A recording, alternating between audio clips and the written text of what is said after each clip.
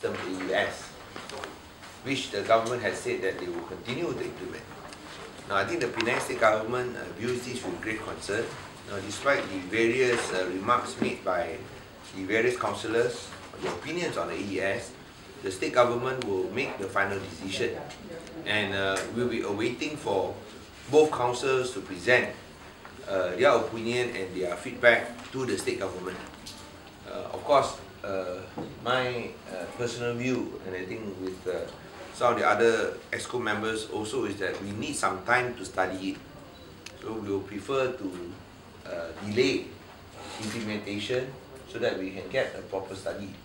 And we are very concerned about one aspect, is that the rewards given to the private company who implements AES is based on the number of summons issued. That means they have a 3-tier reward system. The first tier, I think, is 16 ringgit per summons. Then after that, if the number of summons increase, there will be a different payment system. I cannot remember what is the payment system like, but basically it is based on the number of summons issued.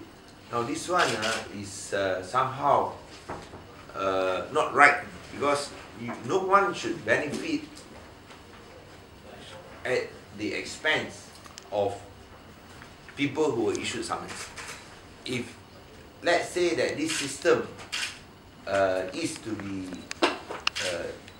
implemented, the cost should be paid by the federal government, and then it should not be tied up to the number of summons issued. Otherwise, then a big question mark will remain in the minds of the public.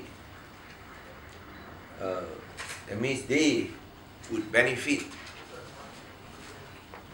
at our expense. So that would raise questions whether these summons are properly issued or not, or is it issued based on based on the number of summons issued, and that's why the more you issue, the more they earn. So I think this will raise very big question marks. Now, we are not saying here, I want to stress that I'm not saying here that that they have that system where they want to issue more summons so they can earn more money. No, I'm not saying that.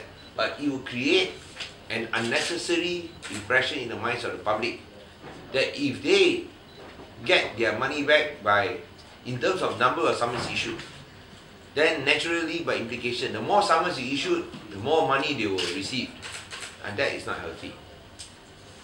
So I think as far as the state EXCO members are concerned, we'll wait for the report from the 2 local councils before the state government makes a final decision. But I think our personal view is that we want to delay the implementation of the AES until we can do a proper analysis and make a final decision.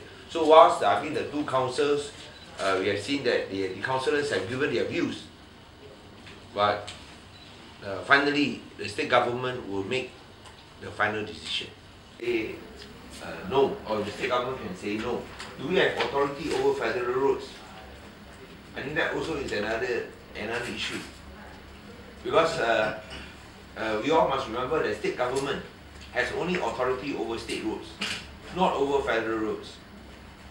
So even though we do not agree, but that question of whether we have authority over federal roads, I think we need to get advice also from the state legal advisor. Should we not agree with the implementation of the AES? We need the views of the state legal advisor. So that's why I think for some people who complain that actually Batu Tinggi Road is a federal road. Yes. So that's why, for example, there have been complaints by many tourists about this Batu Tinggi Road. I mean, we want to do something about it. But the problem is, it is a federal road. And when it's a federal road, the state government cannot touch. Just like you know that bottleneck to bypass from 3 lane to 2 lane and then 3 lane again. After the bridge, you go to bypass. That always is a bottleneck. It took us 4 years to get approval, but 5 months to finish the job. 4 years to get approval, 5 months to finish the job. So the problem is, when it is not a state road, the state government cannot do anything. So I'm giving you 2 examples. Batu Tinggi Road, that's a federal road. Even though it is not in good condition, but we can't do anything because it is a federal road. Same thing for the Tuning Changi Expressway from the bridge side to the underpass. Yes. From the bridge to the city, there is ours lah. But from the bridge to the underpass, that also is a federal under LLM. Federal road. Again, you need to get approval. So as I mentioned just now, when we fix up the bottleneck, it took 4 years to get approval, 5 months to finish the job. And it's now going to finish, I think, by the end of this month. Will this hesitance be seen as the state government wanting to be difficult? Well, if of course, if the press wants to do it like that, what can I do? But I would prefer us to be seen to be difficult than to let the people suffer difficulties. Better us be seen as negatively than let the people face difficulty.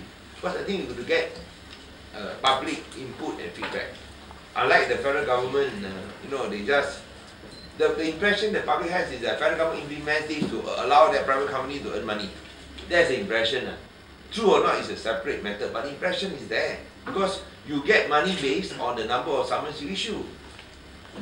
So we have to, as a state government, we have to take into account this type of public feedback. Even though it may be good, but we're going to take into account this type of public feedback. For example, when we did the towing and the, the locking of the wheels, it's not based on how many you issue, then you get. No, it's that when you commit an offence, the local council just enforce. Even that also we got a lot of criticism, but that was after a lot of feedback and all that. Finally we went ahead. It was unpopular, but nobody can say, oh, the more you issue, the more money some company earn. No, all goes back to the council. So there's no private benefit involved there. So I think these are the issues that we have to take into account.